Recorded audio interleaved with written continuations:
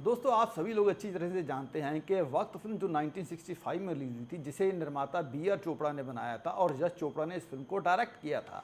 इस फिल्म में राजकुमार वाला किरदार सबसे ज़्यादा पावरफुल किरदार था। हालांकि फिल्म में बलराज साहनी मुख्य भूमिका में थे और राजकुमार के अलावा इस फिल्म में सुनील दत्त, शशि कपूर, साधना, शर्मिला टैगोर, अचला सदेव जैसे कलाकारों ने काम किया था। लेकिन आपको जानकर हैरानी होगी कि राजकुमार वाला किरदार ऐसा किरदार था जिसे कई लोग करना चाहते थे और कई ऐसे लोग भी थे जिन्हें यह किरदार निभाने में असुविधा थी। आज सिर्फ और सिर्फ इसी किरदार पर फोकस रखने की कोशिश करूंगा। दरअसल वक्त फिल्म जो 1965 में रिलीज हुई थी, इस फिल्म में बलराज साहनी ने लाला केदारनाथ प्रसाद का किरदार निभाया था और उनकी पत्नी अचला सदेव जो कि लक्ष्मी प्रसाद के किरदार में थी, और दोनों के बड़े बेटे का नाम राजू प्रसाद था। ये किरदार राजकुमार ने निभाया था, जो बड़ा होकर एक सोफिस्टिकेटेड इंसान मतलब राजा चनोय बनता है।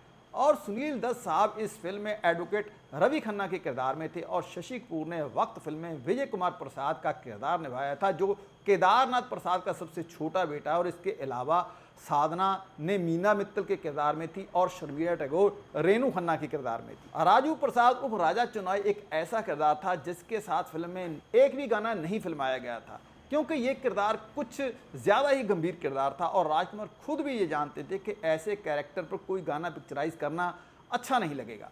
और एक बात आपको इस फिल्म से जुड़ी हुई बता देता हूँ कि सबसे पहले चोपड़ा साहब तीनों किरदारों के लिए 3 कपूर भाइयों मतलब राज कपूर साहब, शम्मी कपूर और शशि कपूर को लेना चाहते थे। उनसे बात भी हुई थी, लेकिन जब उन्होंने इस मसले में बिमल दा से मशवरा किया तो बिमल दा ने चोपड़ा साहब से कहा कि तीनों भाइयों की शक्ल बहुत मिलती जुलती है और कहानी में तीनों किरदार एक दूसरे के नज़दीक रहते हैं, तो ये अटपटा लगेगा कि कोई भी एक दूसरे को अपना बिछड़ा हुआ भाई के तौर पर नहीं पहचान रहा और दर्शकों के मन में भी ये रहेगा कि तीनों सगे भाई हैं। उन्होंने ही मशवरा दिया कि शशि कपूर को सबसे छोटे भाई के लिए कास्ट कर लो।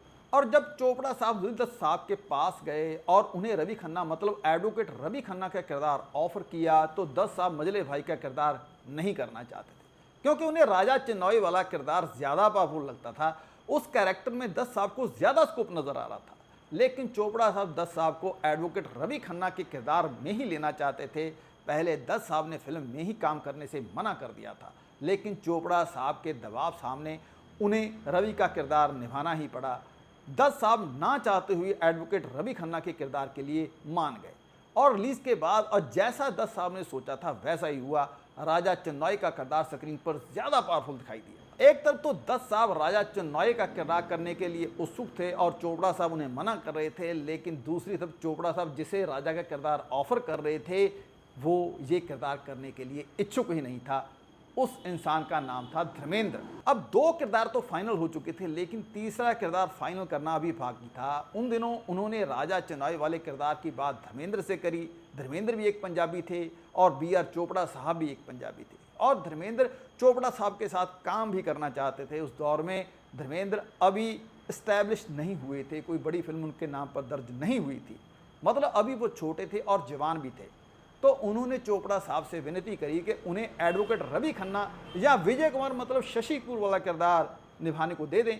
बड़े भाई के किरदार के लिए अभी वो परफेक्ट नहीं है। उन्होंने धर्मेंद्र ने जब चोपड़ा साहब से कहा तो धर्मेंद्र अपने इंटरव्यू में खुद बताते हैं कि इस इंडस्ट्री में अहंकार नाम की एक बहुत बड़ी बीमारी है, एक को हो दूसरे को झट से हो जाती है। धर्मेंद्र से मिले जवाब की वजह से चोपड़ा साहब को ज़्यादा ही अपसेट हो गए। उन्होंने धर्मेंद्र के साथ बात करना तो दूर, उनकी तरफ देखना भी बंद कर दिया। धर्मेंद्र ने खुद से 1-2 बार चोपड़ा साहब से बात करने की कोशिश करी, लेकिन चोपड़ा साहब मुंह घुमाकर चले जाते थे। तो जब धर्मेंद्र को थोड़ी शर्मिंदगी महसूस होने लगी, उन्होंने भी चोपड़ा साहब से किनारा कर लिया।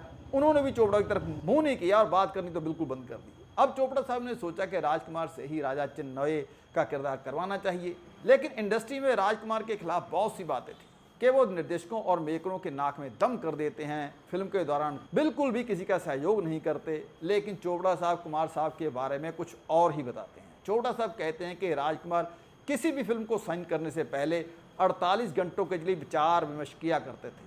अगर उन्हें स्क्रिप्ट या उनके किरदार में उन्हें जान लगे, अच्छा लगे, तभी वो किसी फिल्म के लिए हामी भरते थे।